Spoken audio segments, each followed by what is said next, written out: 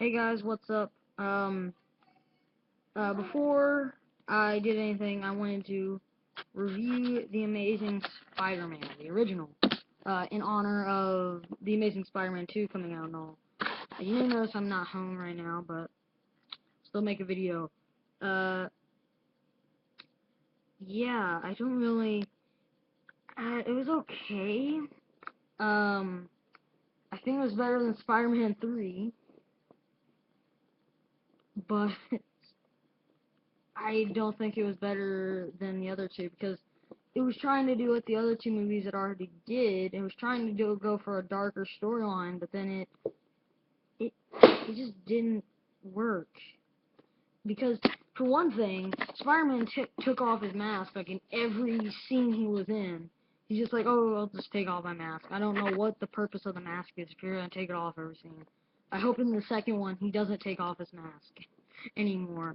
Um, so yeah, I thought the Lizard I thought would be an okay villain, but I thought he would be like a side villain, sort of like, in Batman Begins, Scarecrow is just sort of a side villain. I think the Lizard would have been a better side villain, instead of a main villain. Uh, but other than that, I really don't know. It's really hard. I mean, I don't know, it just didn't do that much because, like, there was. I'd seen the story before, and it hadn't even been that long since, the last one came out. It was only 5 years. Uh, but yeah, it was only 5 years since we had to, and now we have to go through the whole story again. Uh, but quite honestly, I just didn't. I don't. I think Tobey Maguire did much better, instead of Andrew Garfield, because I don't know. I think Tobey Maguire is more believable. Honestly, well, actually, no. I think he's less. Well, I don't know. It's really hard to explain. But the other Spider-Man movies were great. They were actually good stories. This one was like, he's Spider-Man. And it was also secrets. It was like, oh, there's secrets and everything. A good movie, a good movie in a like series, like in a trilogy or whatever, or in a saga, means you can just watch it on its own. Like Back to the Future, you can just watch the first one. You don't have to watch the other two. I mean, yeah, the ending of the first one kind of prompts you to watch the other one, but still, it works perfectly fine as its own movie. And then the sequels build on top of that. But this one you really can't because it's building up mysteries for the other ones to solve. And nothing gets resolved by the end of this movie except the Lizard. The Lizard is the only thing that gets resolved. And, like, the first Spider-Man movie, it's like, yeah, there were some unresolved things, but still, I just think it closed off a lot more things than this one did. So The Amazing Spider-Man kind of needed a sequel, and it is getting a sequel, and I will review that when it comes out in 4 days on May the 2nd. So I will review that when it comes out. Um, So, I also want to talk about Amazing Spider-Man 2 for a little bit, talking about the Venom myths. Yes, Venom has to be in the movie. He has to be in there somewhere because they're making a spin-off movie. If he's not in this one, they're going to hint at it, but not actually do it, if you know what I mean. They're going to hint at, like, the symbiote. They're going to hint at Venom. But if you look at one of the trailers, you can see something like black, and it looks like it's swinging. But I don't think it's Venom. I think it's just a movie mistake. But yeah, just hold on 1 second.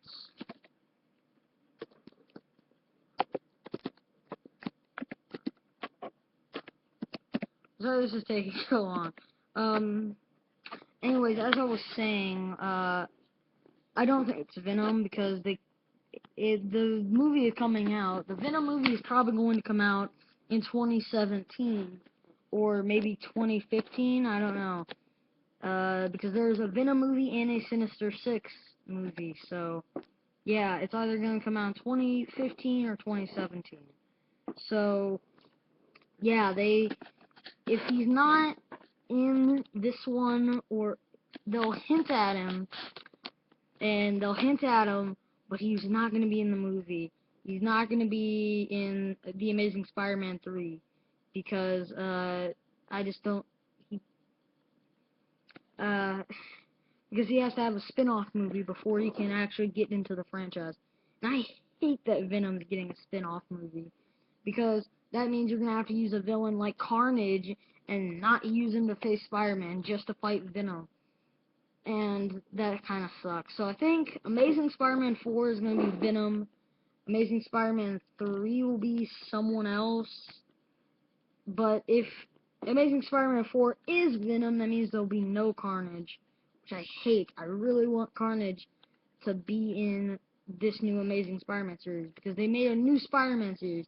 They canceled the original one, and when they said there was going to be Carnage in the next one, and then they canceled it, and then they bring it back, and I hope they don't, like, just do what the last movie did and just said it's over now, and then wait 5 years, but then I'll just have to wait 5 years, and then there'll be a new series for me. But I just think a lot of these movie myths that everyone's saying, Gwen Stacy's gonna die in the second one. A lot of people have predicted that. That's probably gonna happen. They're probably gonna probably gonna do like a bajillion fake outs, and like it'll be good when you're watching the movie the first time, but when you watch it a billion times, it'll probably get annoying.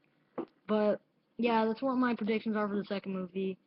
It's gonna be okay, but it's gonna be predictable that Gwen Stacy's probably gonna die in the movie. There's enough internet like evidence for it. There's enough hints throughout the movie for it. If you analyze it, it's all there. It's all the setup for it is there. It's probably gonna happen.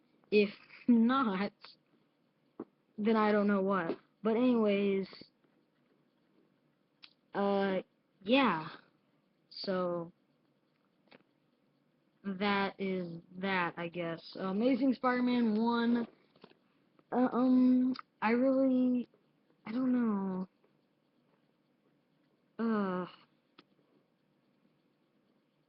I think I'll give it a 7. A 7 out of 10. There you go. A 7 out of 10. There you go. 7 out of 10.